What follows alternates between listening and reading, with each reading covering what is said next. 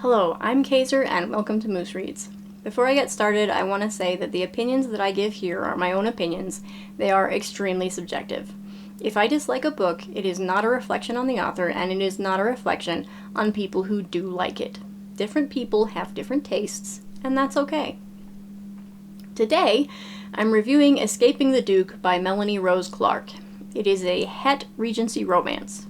The description says, Priscilla Livingston has dedicated her life to social causes, fighting to right the cruel injustices the world ignores. Under the guise of a lord, she sends messages to Edmund Hawkins, the powerful Duke of Bradenton. He doesn't know his informant is a lady, even as he investigates to uncover her identity. When her father demands she find a husband, she cannot choose Edmund, who would demand total surrender. But when he catches her spying, she may not have a choice. Edmund is intrigued by the beautiful lady caught snooping through a dangerous lord's home. Lady Priscilla may act the perfect duke's daughter, but fiery mystery burns beneath the flawless facade. He sees the passion she cannot hide, the spirited woman who would make the perfect duchess. He will discover her every secret. Then he will make her his. I got this book for free from BookBub. I like Regency romance, and this sounded like an interesting protagonist that made it less likely that we'd run into the major pitfalls the genre can have for me. Boy, was I wrong! This was not a good book. Honestly, I would call this a bit of a bait and switch. The description makes it sound like a strong-willed feminist protagonist, but the book itself is misogynistic as hell. I gave it 2 stars. The first issue I want to highlight is that the book was sloppy. There were editing mistakes all over the place. There were multiple instances where Clarke used the wrong word in a sentence, such as hobble with a B instead of hovel with a V, and the words came out of their own violation rather than volition. And one of us doesn't know how to use the word belied. I'm pretty sure it's Clarke, but I'll acknowledge that it might be me. I'm under the impression that it maintains internal consistency. Something about noun belies something else about that same noun. Something like, her wicked grin belied her somber tone. But Clarke uses it multiple times without that consistency. Something about noun belies something about a different noun. For example, his bold gaze belied her denial. I suspect this is a thesaurus issue. The definition says to show to be false, to contradict. So, assuming I'm right, it'd be an easy mistake to make if you didn't know its usage and just wanted a synonym for contradicted. Feel free to let me know who you think has it right. The Amazon description does say it's a debut series, so I might be inclined to give the book some leniency, but the About the Author also says that Clarke has won awards for her writing and has been writing since she was 6, which makes me feel less generous. Still, it's hardly a drop in the bucket compared to my other complaints. So, during the Regency period, women were basically property. They belonged to their fathers until they were married, at which point they belonged to their husband. As a result, all Regency romance has to contend with the fact that the woman lacks a certain degree of agency. A good Regency romance will make it abundantly clear that the man does not view the woman as his property and would never enforce his rights as a husband. This is not a good Regency romance. On the first official outing of their courtship, Priscilla sees a young boy being abused by a shopkeeper, and she goes to intervene. Edmund races after her and tells the shopkeeper, who looks on the verge of striking her, that he will not touch what belongs to Edmund. He then proceeds to tell Priscilla that she will never do anything like that again, or he will lock her in her room. He doesn't have any actual claim to her, but he is already asserting his authority over her as if he does. It's gross. And the whole book is like this. She makes it very clear from the start that she does not want to marry him, but he wants her, so he won't leave her alone. He constantly orders her around, threatens to restrict her, and acts as if he owns her. It's extremely unpleasant to read. I almost DNF'd this early on because of it. But I hoped that he would maybe grow as a person and get better. He does not. The book would like you to think he does, however. Or really, the book would like you to think that he's not really that kind of guy in the first place. See, in order for Priscilla to not want to marry him, she has to believe he will prevent her from pursuing her goal of bettering society and expect her to be an obedient and benign housewife. so Edmund has to say and do things to justify that belief. But whenever we get a chapter from Edmund's perspective, Clarke takes pains to say that he would never do that, and that he doesn't really mean it. Even while Edmund is saying this, though, he invariably follows it up with more of the same, particularly thoughts about keeping her from doing anything dangerous and protecting her. Also, Priscilla is a moron. This is hard to explain without spoilers, but just know that she is bad at what she's trying to do in this book, and she is somehow oblivious to the potential consequences of her actions. Less offensive, but still obnoxious, were the running jokes. There are two.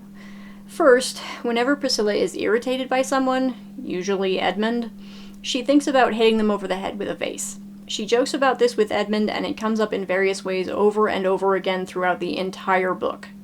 You eventually get a payoff for it, but the payoff is also shit, so it cannot justify the constant repetition. The joke wasn't really funny the first time. By the 50th, it's just annoying. And the other running joke is that one of the suitors that Priscilla is considering, because he has his own hobbies that will keep him distracted, is obsessed with rocks. He even talks to them. Isn't that silly? Clarke thinks so, and she will bring it up and mock it as often as possible. She is wrong. Anyway, that's the spoiler-free section. If you don't want spoilers, now is the time to close the video. If you don't mind spoilers, then let's talk details. Let's start with Priscilla is a moron. Throughout the book, her big hang-up with regards to marrying Edmund is that she wants to snoop around the houses of disreputable lords to find out information he can use to persuade them to vote for social causes. But for starters, it's never made clear why this necessitates sneaking around at all. She states very explicitly that she's not willing to use blackmail, so it's very unclear what information she expects to gain by snooping. The only concrete example we get of this is that before the start of the book, she found out that one of the men would listen to his wife if she was upset about something, so she recommends to Edmund, under the guise of Lord P, that he should take the wife to visit the factory, so she would see children working in squalor and get upset and complain about it to her husband, and then he would vote to improve conditions in factories. But this seems very much like something you would learn in simple conversation, which is significantly easier to accomplish at a ball. During the course of the book, she never uncovers any information by sneaking around, by the way. She tries a few times, but always comes up empty-handed, and then she has to stop snooping entirely because Edmund is watching her too closely. So, like I said, I never got a clear indication of what she was trying to do that would require snooping rather than gossiping and having conversations. But she's also just bad at snooping. After the prologue, the book opens on a ball. She and Edmund officially meet at this ball, and he sets out to court her. She makes it very clear that she isn't interested in him, and he thinks that's suspicious, so he thinks she's hiding something, and he pays attention to what she's doing. She intends to snoop at this ball, but Edmund has forcibly filled her dance card during the time she had set aside for it. But she overhears the host arguing with his wife, and she storms off in a huff, so Priscilla decides to follow her and see if she can find out anything useful. He sees her slip out of the ball and can tell that she's following someone, but he can't tell who. She goes through parts of the house she isn't supposed to be in, and then follows the hostess out to a hedge maze where she loses track of her. Edmund discovers her in the maze and immediately begins lecturing her on how dangerous it is to be out there alone. He asks what she's doing out there, and you would expect her to have some plan for how to deal with this very situation. She says later that she did have a plan for it if she got caught snooping, but somehow that translates to telling him she was looking for the ladies' retiring room. Outside. I'm pretty sure you have to try to be that bad at lying. And it's especially galling because she could have said she saw the hostess arguing with her husband and wanted to make sure she was all right, and it would barely be a lie. But she's a moron, so she comes up with a terrible lie. Like I said, Edmund is domineering and tyrannical throughout this book, but Clarke keeps trying to convince us he isn't. The closest she comes to succeeding is when he finds out she's regularly visiting a home where unmarried mothers are given shelter and work that pays well, so that they can spend time with their kids without starving. He follows her there, sees what she's doing, and decides to help. He says he won't stop her from doing this kind of work, but he also tells her that she isn't allowed to go there alone ever again, that she must be accompanied either by him or 2 footmen. So he's not going to stop her from doing it, but he is going to order her around. That's the nice interaction, by the way. He is significantly worse every other time they're together. But the worst part is that the book basically tells us he's right. At the end of the book, just before he's going to announce their engagement, against her will, she overhears the guy she's been trying to snoop on the whole book talking to a friend, and they go off to have a private conversation. She follows them, but once again learns nothing. They return to the ball without catching her, but as she's slipping out of her hiding space, her target returns to retrieve his watch. Upon finding her alone in a part of the house she's not supposed to be in, he drags her into the nearest room and attempts to rape her. Edmund comes to the rescue and then lectures her again, and she capitulates.